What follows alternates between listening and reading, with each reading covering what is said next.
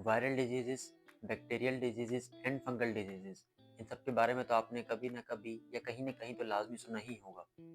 और आजकल जिस तरह मौसम चल रहा है, आपने लाजमी सुना होगा ये वायरल चल रहा है। ये तो आपने हर जगह लाजमी कहीं ना कहीं सुना ही होगा। लेकिन व्हाट अबाउट पैरासाइट्स? ये पैरासाइट्स होते क्या हैं, कहाँ पाए जाते हैं और इनका काम क्या होता है? सो गाइस, अगर आपको भी इस बारे में नहीं पता कि ये पैरासाइट्स होते क्या हैं, तो इस वीडियो में हमारे साथ एंड तक रहिएगा, ताकि आपको वीडियो के एंड तक ये चीज़ क्लियर हो जाए कि ये पैरासाइट्स क्या होते हैं। सो गाइस, पैरासाइट या पैरासिटोलॉजी, ये पैरासिटोलॉजी है क्या? एक्चुअली गाइस, ये पैरासाइट जो है, ये एक पैरासाइट ग्रीक का वर्ड है, ग्रीक लैंग्वेज का वर्ड है, जिसका मतलब है सिचुएटेड बिसाइड। ठीक है। अब ये पैरासाइट्स होते क्या हैं हमारे पास, कहाँ पाए जाते हैं, क्यों होते हैं ये, इनका काम क्या होता है? अब हम चलते हैं अपनी वीडियो को आगे लेकर। सो गाइस, पैरासाइट जो होते हैं, अगर मैं आपसे कहूँ कि पैरासाइट यूनिसेलुलर ऑर्गेनिजम्स हैं, तो ये भी गलत है। अगर मैं कहूँ मल्टी सेलुलर है, तो ये भी गलत होगा। ये पैरासाइट जो होते हैं, ये हमारे पास यूनिसेलुलर भी होते हैं और मल्टी सेलुलर भी हमारे पास पाए जाते हैं। अब ये जो हमारे पास पैरासाइट्स हैं, पैरासिटोलॉजी का मतलब हमारे पास ये है, parasitology means the study of parasites. इस पैरासाइट्स के बारे में स्टडी करना, और ऐसे पैरासाइट्स जो कि हमारे पास इन्फेक्ट करें और डिजीज प्रोड्यूस करें, इसको हम लोग कहते हैं पैरासिटोलॉजी। ये हमारे पास सिंपल सी डेफिनेशन है पैरासिटोलॉजी का। अब थोड़ा सा अगर हम लोग इसके बैकग्राउंड की तरफ जाएं, तो एक साइंटिस्ट है हमारे पास जिनका नाम था एंटोनी वॉन ल्यूवेनहोक, जिन्होंने 1681 के अंदर एक सिंगल लेंस माइक्रोस्कोप के अंदर एक जार्डिया पैरासाइट होता है, उसको देखा था स्टूल के अंदर। तो ये हमारे पास एक बैकग्राउंड स्टार्ट हुआ था, ये हमारे पास है बैकग्राउंड उसका पैरासाइट्स का। अब इसके बाद चलते हैं आगे दोस्तों। तो दोस्तों, पैरासिटोलॉजी के हमारे पास मेनली अगर देखी जाए ब्रॉडर, उसमें दो क्लासिफिकेशंस पाई जाती हैं। एक हमारे पास क्लासिफिकेशन है इसकी प्रोटोजोआ की, और एक क्लासिफिकेशन है इसकी हमारे पास हेल्मिन्थोलॉजी की। जो प्रोटोजोआ हैं हमारे पास, प्रोटोजोआ हमारे पास यूनिसेलुलर होते हैं, एंड हेल्मिन्थ्स जो हैं, हेल्मिन्थ हमेशा हमारे पास मल्टी सेलुलर ऑर्गेनिजम्स के उस पे पाए जाएंगे आपके पास। ठीक है। अगर फर्दर क्लासिफिकेशंस की बात करें हम लोग पैरासाइट्स की, ये हमारे पास ब्रॉडर क्लासिफिकेशन हो गई, प्रोटोजोलॉजी और हेल्मिन्थोलॉजी। अब आप कहेंगे एंटोमोलॉजी भी तो आती है, लेकिन एंटोमोलॉजी पैरासिटोलॉजी की क्लासिफिकेशन में नहीं आती, ना वो इसकी ब्रांच है। एक्चुअली जो हमारे पास एंटोमोलॉजी है, वो ब्रांच हमारे पास है बायोलॉजी, और बायोलॉजी की फर्दर जो ब्रांच है जूलॉजी, वो उसकी ब्रांच है एंटोमोलॉजी। अब आप कहेंगे कि हमें तो एंटोमोलॉजी के अंदर टिक्स और माइट्स पढ़ाए थे, तो टिक्स और माइट्स तो आप कह रहे हैं पैरासाइट भी होते हैं।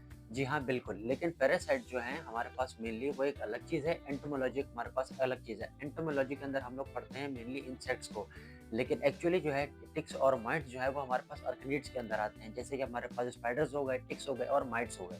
ठीक है? अब चलते हैं फर्दर आगे। तो पैरासिटोलॉजी की मैंने आपको बताया ब्रॉडर क्लासिफिकेशन हो गई कौन-कौन सी, एक हमारे पास हो गई प्रोटोज़ोआ और एक हो गई हमारे पास हेल्मिन्थ्स।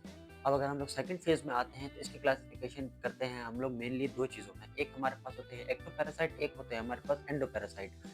तो दोस्तों, एक्टोपैरासाइट जो है उसके अंदर हमारे पास कौन-कौन से आते हैं? एक्टोपैरासाइट्स में हमारे पास टिक्स आएँगे, माइट्स आएँगे, स्पाइडर्स आ जाएँगे।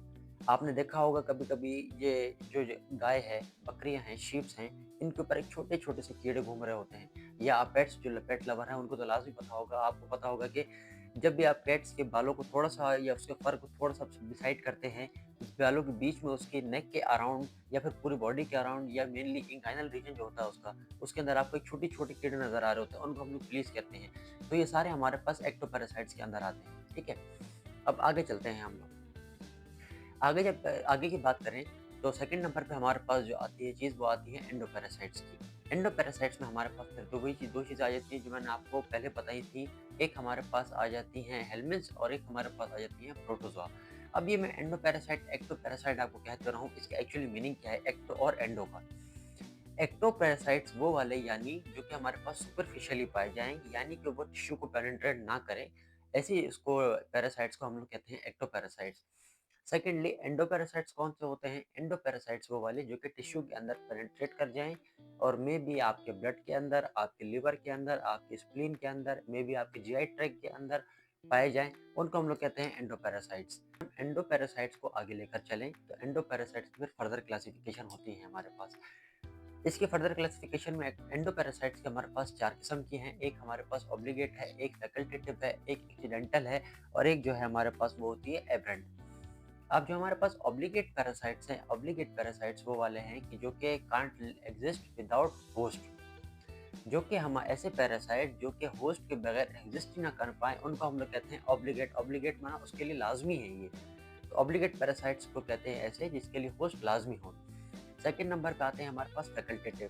फैकल्टेटिव वो वाले हैं अगर तो उसके लिए होस्ट हुआ तो कोई अच्छी बात है, उसके लिए नहीं हुआ तो वो तब भी एग्जिस्ट करेगा, तब भी सर्वाइव करेगा। सेकंड नंबर पे हमारे पास आते हैं एक्सीडेंटल होस्ट, एक्सीडेंटल पैरासाइट्स, जो एंडो पैरासाइट्स की क्लासिफिकेशन है। एक्सीडेंटल वो वाले यानी कि जिसका नॉर्मल होस्ट तो कोई और है लेकिन वो एक्सीडेंटली किसी और होस्ट के पास चला गया। एग्जाम्पल के तौर पे आपने हाइड्रेटेड डिजीज का नाम सुना होगा जो कि डॉग्स में होती है।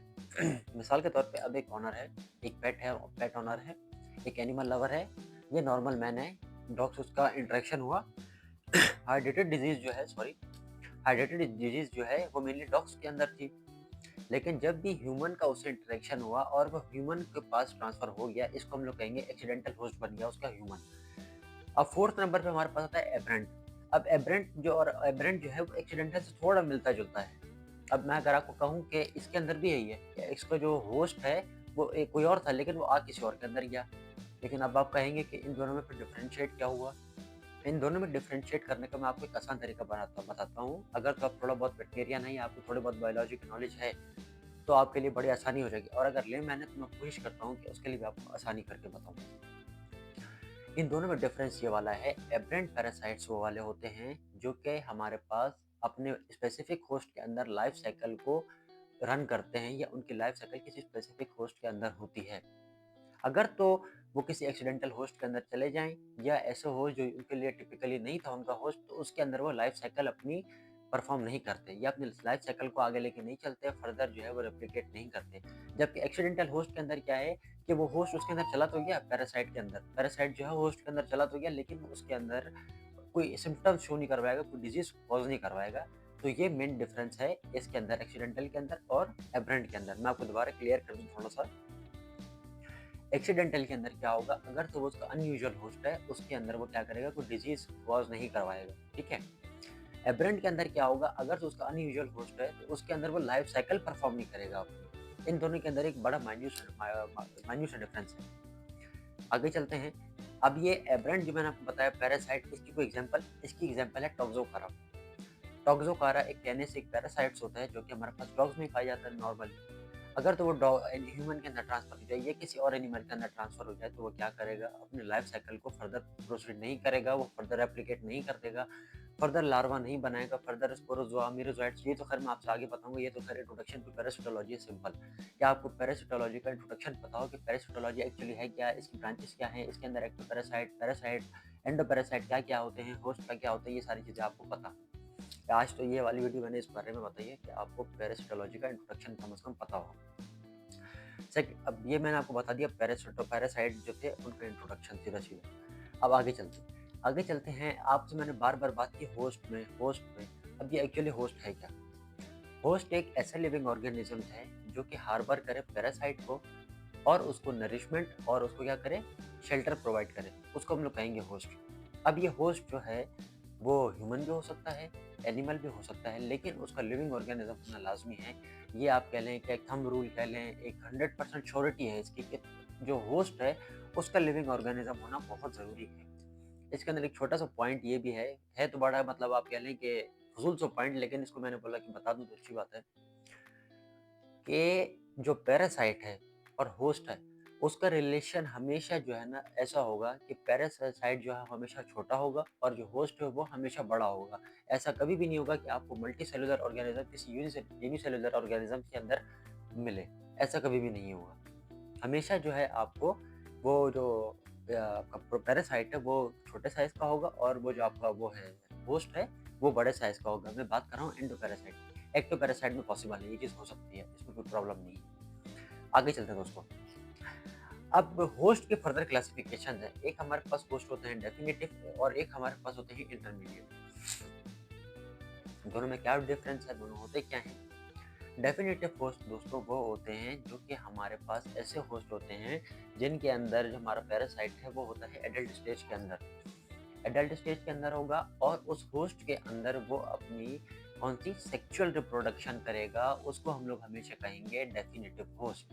एग्जाम्पल के तौर पे मलेरिया आप सबने सुना होगा, लीथल पैरासाइट है जो 1 साल के अंदर मिलियंस ऑफ ह्यूमन को अफेक्ट करता है और उसकी 1% जो है उसकी डेथ भी होती है, जो जिनको अफेक्ट करता है वो आपने लास्ट भी सुना होगा। इसका पॉजिटिव एजेंट आपको पता है कौन सा है? प्लाज्मोडियम। प्लाज्मोडियम की फर्दर क्लासिफिकेशन है, विक्स है, फेल्सीपेरम है, ओवेल है। इसमें भी आपको ये भी पता होना चाहिए कि इसकी जो सबसे लीथल फॉर्म है वो हमारे पास फेल्सीपेरम है, जो कि हमारे पास मुख्तलिफ बार बार किसी न किसी तरीके से इफेक्ट करती ही रहती है। तो दोस्तों प्लाज्मोडियम की बात कर रहा था, मलेरिया की बात कर रहा था। डेफिनेटिव होस्ट के अंदर अगर हम बात करें, डेफिनेटिव होस्ट जो है मलेरिया का या प्लाज्मोडियम का, मलेरिया बीमारी है उसको जो पॉजिटिव एजेंट है वो प्लाज्मोडियम है, तो कंफ्यूज नहीं होइएगा आप लोग। जो प्लाज्मोडियम है उसका जो डेफिनेटिव होस्ट है वो हमारे पास एक एनोफिली मॉस्किटो होता है, उसको हमारे पास उसको वो उसका डेफिनेटिव होस्ट होता है। उसके अंदर वो क्या करता है? सेक्सुअल रिप्रोडक्शन करता है और उसके गट में रहता है। अब क्या होता है, एक फीमेल मॉस्किटो आई उसने मुझे बाइट किया। अब उसके अंदर क्या था, जो पैरासाइट्स थे उन्होंने सेक्सुअल रिप्रोडक्शन की हुई थी, उनके जो स्पोर्स थे, जो उनके लार्वा थे वो मौजूद थे। अब जब वो मुझे बाइट करेगी, मेरे ब्लड तो लेके जाएगी, साथ के साथ मुझे वो जो उसके लार्वास थे वो भी मेरे टिश्यू के अंदर पेनिट्रेट करके जाएगी। ठीक है, तो ये हमारे पास डेफिनेटिव होस्ट हो गया। अब मैं इसका क्या बन गया? Intermediate host. इंटरमीडिएट होस्ट कौन से होते हैं? इंटरमीडिएट होस्ट वो होते हैं जिनके अंदर पैरासाइट जो है वो अपनी एसेक्सुअल रिप्रोडक्शन करता है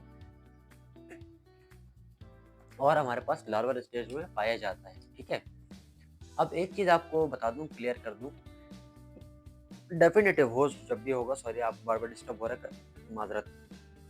डेफिनेटिव होस्ट जब भी होगा उसके अंदर जो फर्टिलाइजेशन होगी, जो प्रोडक्शन होगी वो फर्टिलाइजेशन के थ्रू होगी। जो भी इंटरमीडिएट होस्ट होगा उसके अंदर जो फर्टिलाइजेशन होगी वो फर्टिलाइजेशन तो उसके अंदर होगी नहीं, क्योंकि वो एसेक्सुअल प्रोडक्शन है, तो वो बर्डिंग के थ्रू। ठीक है दोस्तों, क्लियर है? अच्छा, कभी-कभी एक पेपर्स में, एमसीक्यूज़ में, किसी भी एग्ज़ाम में, कॉम्पिटिटिव एग्ज़ाम में इस तरह के सवाल भी आते हैं कि भई ऐसा कौन-सा पैरासाइट है जिसको 2 इंटरमीडिएट पोस्ट की ज़रूरत होती है? तो आप लोग को परेशानी होने की ज़रूरत नहीं है, इसका जो आंसर है वो है फिशुला हेपाटिका। फिशुला हेपाटिका एक ऐसा पैरासाइट है जिसको हमारे पास 2-2 इंटरमीडिएट पोस्ट की ज़रूरत होती है। इसके बाद हमारे पास आता है एक रेज़र्वायर होस्ट। रेज़र्वायर रेज़र्वायर होस्ट को आप ऐसे डिफ़ाइन कर सकते हैं जो कि एक as a source of infection है। मिसाल के तौर पे रेबीज़ आप सबको पता है और आपको ये भी पता होगा, रेबीज़ जो हम लोग सेलिब्रेट करते हैं हर साल। तो रेबीज़ डे क्या है? ओह सॉरी, रेबीज़ क्या है?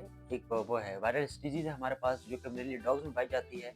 अब आप लोग सबको पता है कि ये डॉग में होती है, कैट में होती है, बिल्कुल ठीक है। लेकिन ये चीज़ नहीं पता होती किसी को कि वो उसका रिज़र्वायर होस्ट है, वो उसके अंदर नॉर्मली रह भी सकता है, मे बी पॉसिबल है कि वो उसको सिम्पटम शो ना कर पा रहा हो लेकिन उसके अंदर मौजूद हो। अब इसके अंदर हमारे पास जो बिग कैट्स आती हैं वो भी शामिल हैं, रकून भी शामिल हैं, डॉग भी शामिल है, कैट भी शामिल है, मुख्तलिफ एनिमल्स हैं जिनके रेबीज़ जो है वो रिज़र्वायर होस्ट के तौर पे वो काम करते हैं। ठीक है? इसके बाद आते हैं हमारे पास पैराटेनिक होस्ट। पैराटेनिक होस्ट हमारे पास ऐसे होस्ट हैं जिनके अंदर जो पैरासाइट है वो रहेगा तो, लेकिन फर्दर डेवलप नहीं करेगा उसको, क्योंकि उसके अंदर उसकी लाइफ साइकिल ही जब वो परफॉर्म नहीं करेगा, फर्दर रिप्रोडक्शन ही नहीं करेगा, फर्दर सेक्सुअल रिप्रोडक्शन नहीं होगी, एसेक्सुअल रिप्रोडक्शन नहीं होगी, तो वो आगे बढ़ेगा कैसे? या अपनी स्टेजेस को कन्वर्ट कैसे करेगा लाइफ साइकिल को आगे? तो इस ऐसे हम लोग होस्ट को पैराटेनिक होस्ट कहते हैं। चलिए दोस्तों आगे चलते हैं। अब मैं बात करता हूँ आपसे होस्ट और पैरासाइट्स के रिलेशनशिप की। अब होस्ट और पैरासाइट्स के रिलेशनशिप जो है वो डिवाइडेड है 3 चीज़ों में या 3 टाइप्स में।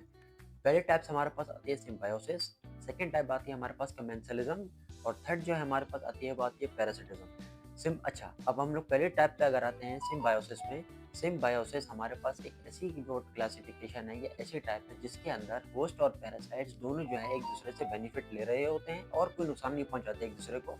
ये रिलेशनशिप जो है दोनों के लिए फायदेमंद होगा। ठीक है, अब बात करते हैं कमेंसलिज्म की। कमेंसलिज्म के अंदर क्या होगा, जो वो आपका वो पैरासाइट है, सिर्फ पैरासाइट को ही फायदा होगा लेकिन पैरासाइट कोई आपको इंजरी कॉज नहीं करवाएगा, कोई नुकसान नहीं करवाएगा। थर्ड वाले पे आते हैं अगर हम लोग पैरासिटिज्म पे। पैरासिटिज्म के अंदर क्या होगा, पैरासिटिज्म के अंदर हमारे पास जो पैरासाइट है वो आपको नुकसान भी पहुंचाएगा और आपसे न्यूट्रिशन भी लेगा, आपसे शेल्टर भी लेगा, लेकिन वो रहेगा आपकी बॉडी के अंदर। तो ये हमारे पास 3 किस्म की क्लासिफिकेशन थी होस्ट और पैरासाइट्स की रिलेशनशिप। तो ये था इंट्रोडक्शन टू पैरासिटोलॉजी, जो कि मैंने आपसे कोशिश की कि मैं इसको आसान से आसान तरीके से बता सकूँ। इसके आगे लेक्चर्स और भी आएँगे, मैं कोशिश करूँगा प्रोटोज़ोआ पे अलग, फिर प्रोटोज़ोआ की जो फर्दर क्लासिफ़िकेशन है जिसके अंदर हमारे पास टोक्सोप्लाज़्मा है, एक्सार्डिया है, बेबिसियोसिस है, जार्डियासिस है, मुख्तलिफ़ चीज़ें जो इसकी फर्दर क्लासिफ़िकेशन है, मैं कोशिश करूँगा इन पे अलग-अलग एक वीडियो भी हो, फिर हेलमेट्स पे मैं अलग बनाऊँगा वीडियोज़। और आगे जो इसके अलावा टॉपिक्स हैं, पैरासिटोलॉजी के अलावा मैं कोशिश करूँगा उनको भी साथ-साथ कंटिन्यू रखूँ। तो अगर आपको ये वीडियो पसंद आई हो, तो काइंडली वीडियो को लाइक करें, कमेंट करें और चैनल को सब्सक्राइब करें। और कमेंट्स में हमें ये भी बताएँ कि आप किस वीडियो के किस टॉपिक के बारे में नेक्स्ट वीडियो देखना चाहते हैं। तो guys thank you so much. अल्लाह हाफ़िज़।